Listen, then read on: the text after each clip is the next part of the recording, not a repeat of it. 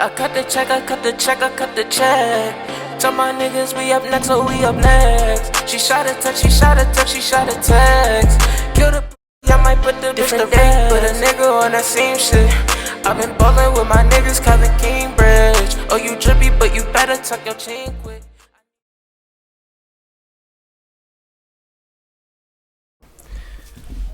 The Sacramento Kings are in the top spot, and I think they have a big decision that they need to make down the line. And I think I know what the decision is. It might be time to build with Tyrese Halliburton. Now, that doesn't mean that Deaaron is declined as a player or he's a bad player. I just don't think the fit is there. Going into last year, I thought it was a really good pairing between them two. The thing that Deaaron was so good at was scoring and also defense. But the thing he was kind of lacking at, he wasn't a natural point guard. He's a decent playmaker, but he wasn't on Tyrese's level. Tyrese is an elite. I will give him that. He's an elite playmaker already. He's an elite playmaker. He's also a really good shooter. That's the thing that Deaaron doesn't. He can't do. He's not really that good of a shooter. And I feel like them two would balance each other out.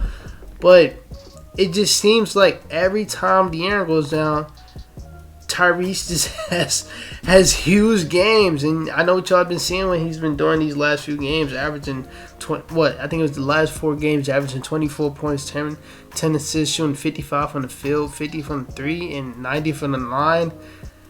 And I know it's only 4 games, but still, it's a pattern.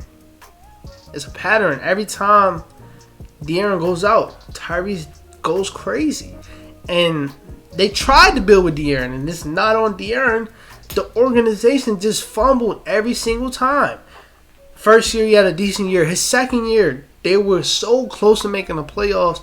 They made the 9th seed, and then they fired their coach for what reason? That's one decision. And then you sign Luke Walton. That's another dumb decision. And then going into the next year, you draft Tyrese. Really good pick. This year, I'm thinking, okay, they're going to try to put another skillful player next to Deaaron. You draft Davion Mitchell? First of all, I skipped over a year. They draft fucking Marvin Bagley at 2. What? Why? At 2? Look at the players around him that's already made all-star games, that's already averaged 20 points in the season, just played some really good basketball. And then you look at him, he's the outlier. Barely played any basketball so far. Has been hurt every year and just playing terrible. That's a dumb pick.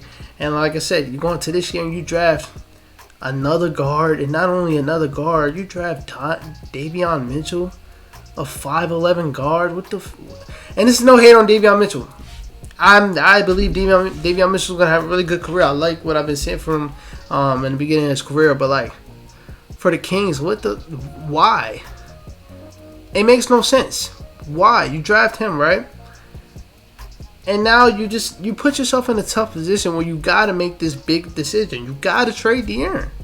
Because them two, they're not going to work out well. You could have had Franz Wagner. You paired Franz Wagner with those 2 other guys in De'Aaron Fox and Tyrese Halliburton. And I promise you, we'll be talking about a different Kings team. This Kings team will be exciting, and it will be way better than what they are right now. I'm not saying Franz Wagner moves the needle way a lot. Like, I'm not saying that, but I'm saying that young core would have been on some shit. You got De'Aaron Fox, Tyrese Halliburton, Franz Wagner, and Rashad Holmes.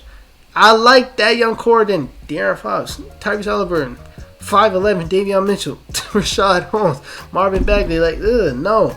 But now they got to make the decision, and I think trading De'Aaron is the right thing to do. The fit between him and Tyrese, it just doesn't look like it's there anymore. De'Aaron doesn't even look like he's there anymore. He looks like he's checked out. He doesn't want to be with the Kings, and I don't blame him, man. He's been having really good seasons since he's been in the league. Last year, he just had one of the best seasons of his career when he averaged 25-6, and they made the 12th seed. Like, his team can't do anything to help him win, and he's kind of checked out. But I feel like what I've been seeing from Tyrese Halliburton, I feel like that's a good stepping stone to start a rebuild. They got to start a rebuild and a rebuild. They're rebuilding right now, but they got to start another one. They got to trade De'Aaron. They got to trade Buddy Hield. They got to trade Marvin Bagley. They got a lot of trades to make. And I think they got my fault. I keep something's in my mouth. Pause. But I think they got to do that this year. Capitalize on it right now. And I'm not talking about probably in January, February. No, right now. Trade Deaaron. Like, because this draft coming up, you would pray to have a top 10 pick. For the Kings fans, I hope y'all better pray y'all have a top 10 pick. Y'all better pray that this team doesn't try to make the playoffs, try to make the play-in, because it's for no reason. Don't do that. Because next year, let's say y'all make the play-in next year, what the hell y'all gonna do next year? Y'all gonna have fucking Nikola Jovic. He's cool, but you're gonna get him at the 14th overall pick just because you wanted to make the fucking play-in when you missed out on this loaded ass top 10. This top 10 in this draft is crazy. And I feel like this is the draft that they need to capitalize on. Trade Deaaron, because Deaaron, even though he's having probably one of the worst years since his rookie year, he can give you some picks and he can give you some wins. What I mean by that is if he stays on this team, he will help them win some games that they probably shouldn't be winning, because this is the year to have a top 5, top 10 pick. If they trade Deaaron and get back a player like RJ Barrett, or even a player less than that, and just get more picks, and they tank out and they just have this really bad season where they are one of the top 5 worst teams in the league, you get a top 5, top 10 pick. Jabari Smith is a potential number 1 overall pick. He might not get picked to pick number 7. That just shows you how deep this draft is. Got names like Chet Holmgren, Puello Banchero. Those are kind of the 2 consensus guys, the 1 and 2. Then you got guys below him, Jaden Ivey. I'm telling you right now, Jaden Ivey with fucking Tyrese Halliburton in the backcourt would be scary. That athleticism in that backcourt, the defensive prowess in that backcourt would be fun. And I like his scoring potential in the NBA. I feel like he can be a really good scoring potential, really good scorer in the NBA, and he's a good shooter, shooting 40% from the 3 right now. That's the type of player you want to stick next to Tyrese Halliburton, not a De'Aaron Fox. Tyrese is a natural point guard. He needs the ball.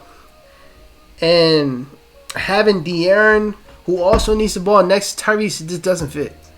It doesn't fit. And I feel like one thing they should really try to do in this upcoming draft is look for a 2 to put next to De'Aaron, or look for a 4 to put next to not next to De'Aaron, but next to Tyrese. I feel like guys like Jaden Ivey, Jaden Hardy, like I said, Puello Banchero, Chet Holmgren, like I said, Jabari Smith.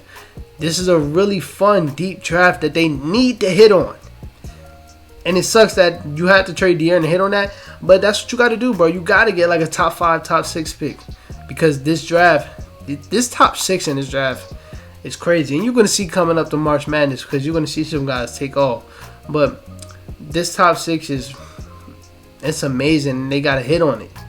And they got to make some more decisions too. What are you going to do with Buddy Hield? Like I said, a lot of teams want Buddy Hield. One of the best shooters in the league, one of the best shooters of all time. A lot of teams need that. This is a shooting league. We're in a shooting league. And a lot of teams need that. It sucks that he's on $22 million a year contract, but a lot of teams will still trade for that. I'm pretty sure the Mavericks will trade for that. I'm not pretty sure. I know the Mavericks trade for that. We was going to trade for it before we traded for Russell Westbrook. A lot of teams will want that deal, so they got to get him off. Marvin Bagley, it's still some potential there.